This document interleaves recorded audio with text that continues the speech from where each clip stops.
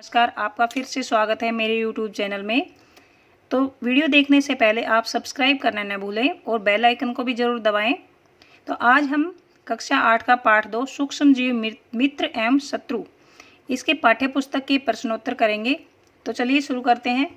प्रश्न नंबर 1 है, रिक्त स्थानों की पूर्ति कीजिए। क्या है? सूक्ष्म जीवों को डैश की सहायता से देखा जा सकता है। तो ये है सूक्ष्मदर्शी की सहायता से देखा जा सकता है। इसका आंसर सूक्ष्मदर्शी है। ख है, नीले हरे शैवाल वायु से डैश का स्थिरीकरण करते हैं। डैश का शैवाल जो है, नीले हरे शैवाल किसका स्थिरीकरण करते हैं? नाइट्रोजन का। इसका आंसर है नाइट्रोजन। एल्कोहल का उत्पादन डैश नामक सूक्ष्मजीव की सहायता से किया जाता है, खमीर की सहायता से किया जाता है।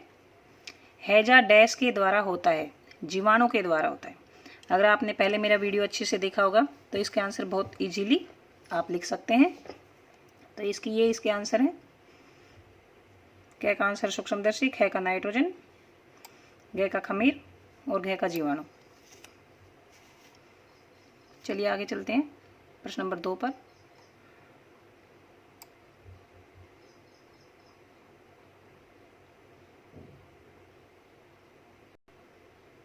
सही शब्द के आगे निशान लगाइए। ईस्ट का उपयोग निम्न के उत्पादन में होता है। ईस्ट का उपयोग, जो खमीर का उपयोग किसके उत्पादन में होता है? अभी मैंने बताया था, एल्कोहल के उत्पादन में।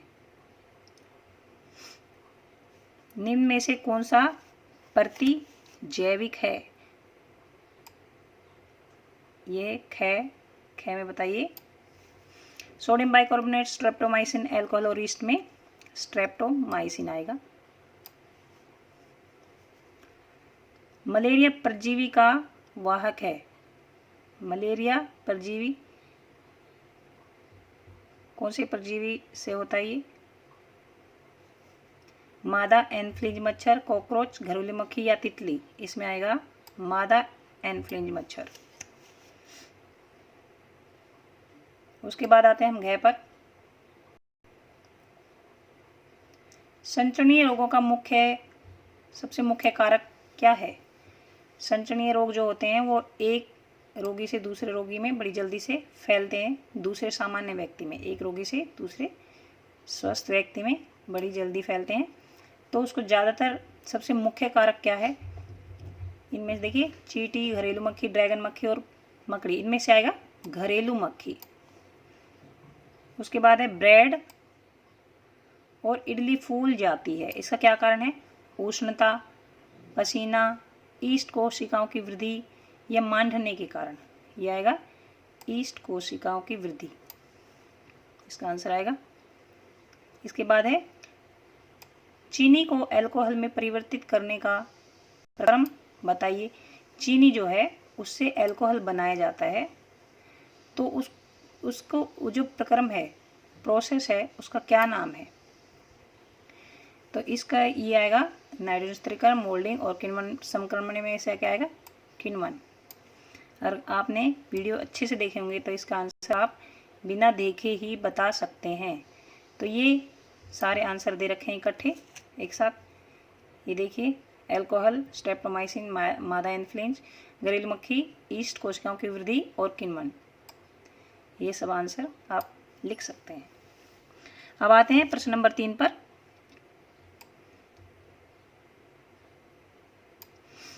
कॉलम 1 के जीवों का मिलान कॉलम 2 में दिए गए उनके कार्यों से कीजिए।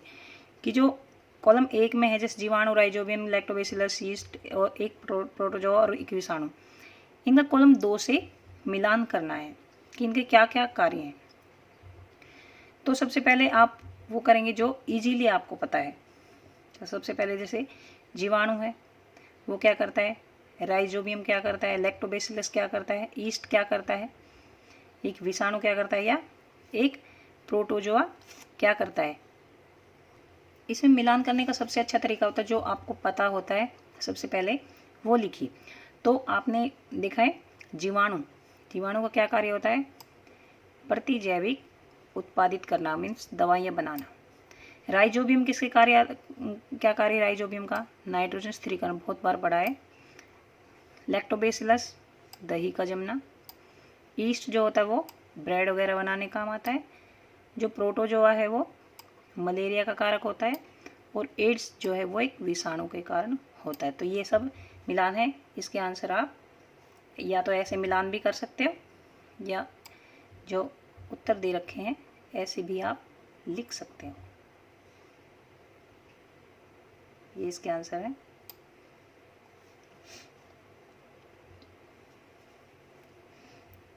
विषाणु, ईस्ट का कारक, राइजोबियम नाइट्रोजन स्थिरीकरण, लैक्टोबैसिलस दही का जमना, ईस्ट ब्रेड की बेकिंग, प्रोटोजोआ मलेरिया का कारक और जीवाणु प्रतिजैविक उत्पादित करता है।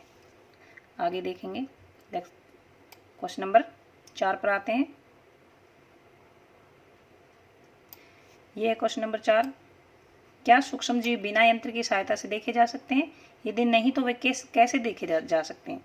सूक्ष्मजीव जो होते हैं वो बहुत छोटे जीव होते हैं जिन्हें बिना यंत्र की सहायता से देखना संभव नहीं है। कुछ सूक्ष्मजीव आवर्धन लेंस द्वारा देखे जा सकते हैं, परंतु आमतौर पर सूक्ष्मजीव द्वारा ही इन्हें सूक्ष्मदर्शी द्वारा ही इन्हें देखना संभव है। सूक्ष्मदर्शी जो छोटे जो ये सूक्ष्मजीव हैं या छोटे पदार्थ हैं उनको बड़ा करके दिखाते हैं, छोटी चीज़ों को बड़ा करके दिखाते हैं। ये जो सूक्ष्मदर्शी है इसे हम देख सकते हैं। अगला ये 5वां प्रश्न नंबर 5 है। सूक्ष्मजीवों के मुख्य वर्ग कौन से हैं? जो सूक्ष्मजीव होते हैं उनके कौन कौन से मुख्य वर्ग हैं ये हमने पढ़ा था। जीवाणु, कवक, प्रोटोजोआ, शैवाल और विषाणु। यह है हमारे एक जीवाणु है, कवक, प्रोटोजोआ, शैवाल और विषाणु। ये सूक्ष्मजीव के मुख्य वर्ग हैं 5। अब आते हैं प्रश्न नंबर 6 पर।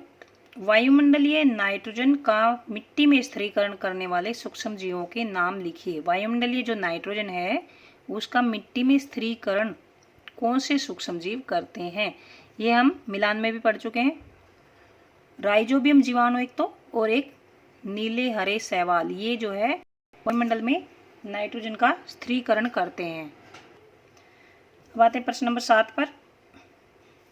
हमारे जीवन में, यह प्रश्न नंबर 7, उपयोगी सूक्ष्मजीवों पर 10 पंक्तियां लिखिए। 10 लाइनें लिखनी है।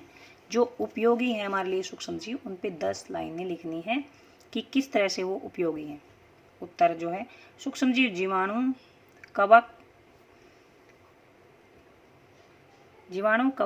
शैवाल, प्रोटोजोआ आदि के रूप में है। इनके उपयोग अग्रलिखित हैं। जैसे जीवाणु को उपयोग क्या होते हैं? दही पनीर बनाने के लिए, शराब और सिरका बनाने के लिए, चमड़े की सफाई के लिए। ये तो जीवाणुओं के उपयोग है।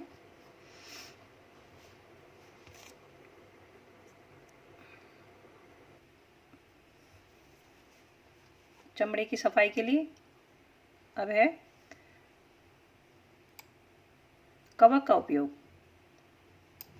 ये कवक का उपयोग है डबल रोटी और केक बनाने के लिए, मशरूम कवक बनाने के लिए, मशरूम कवक खाने के लिए, ये जो मशरूम होता है उसको खाने के लिए उपयोग करते हैं हम। दवाइयों के लिए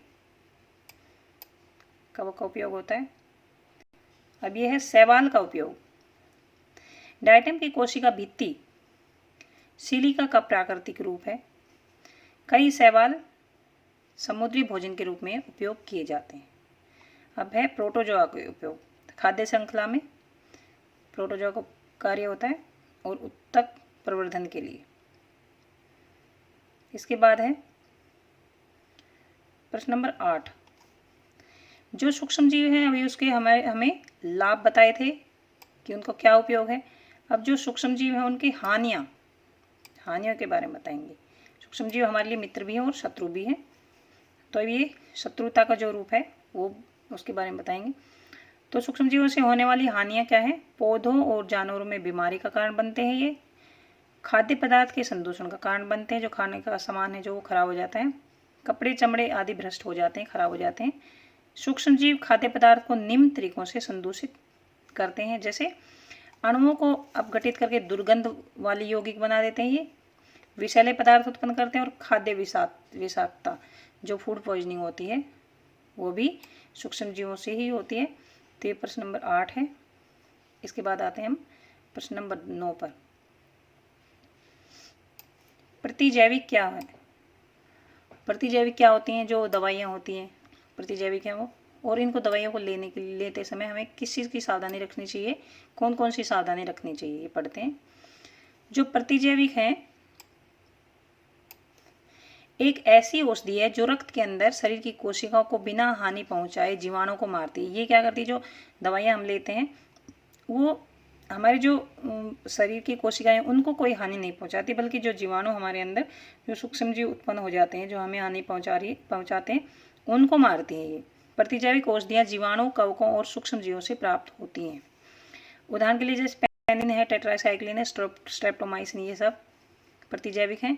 अलेक्जेंडर फ्लेमिंग एक अंग्रेज वैज्ञानिक ने 1929 में पेनिसिलिन की खोज की थी। इसको नोट करना है, याद करना अच्छे से। लेकिन और इसके साथ में जो सावधानियाँ बताई गई हैं उनको प्रतिजैविक को लेते समय क्या सावधानियाँ बरतनी चाहिए। प्रतिजैविक डॉक्टर की सलाह से ही लेनी चाहिए। जो दवाइयाँ डॉक्टर की सलाह के बिना नहीं लेनी चाहिए। डॉक्टर द्वारा लिखी दवाइयों का कोर्स पूरा करना चाहिए। ये नहीं है कि एक बार दवाई लिख दी और वो एक बार ली और फिर बाद में नहीं लेते, पूरा कोर्स करना चाहिए, नहीं तो जो है कोई भी बीमारी वो उभर सकती है दोबारा से। प्रतिजैविक खांसी और सर्दी पर प्रभाव नहीं डालते क्योंकि यह विषाणु द्वारा संचारित होती हैं। विषाणु द्वारा जो बीमारियां संचारित होती हैं वो उन पर प्रतिजैविक जो है वो कोई असर नहीं डालती। तो यहाँ तक हमारे अभ्यास के प्रश्न उत्तर खत्म हो जाते हैं।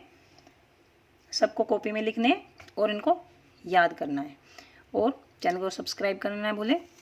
अब मिलते हैं अगले वीडियो में। Thank you.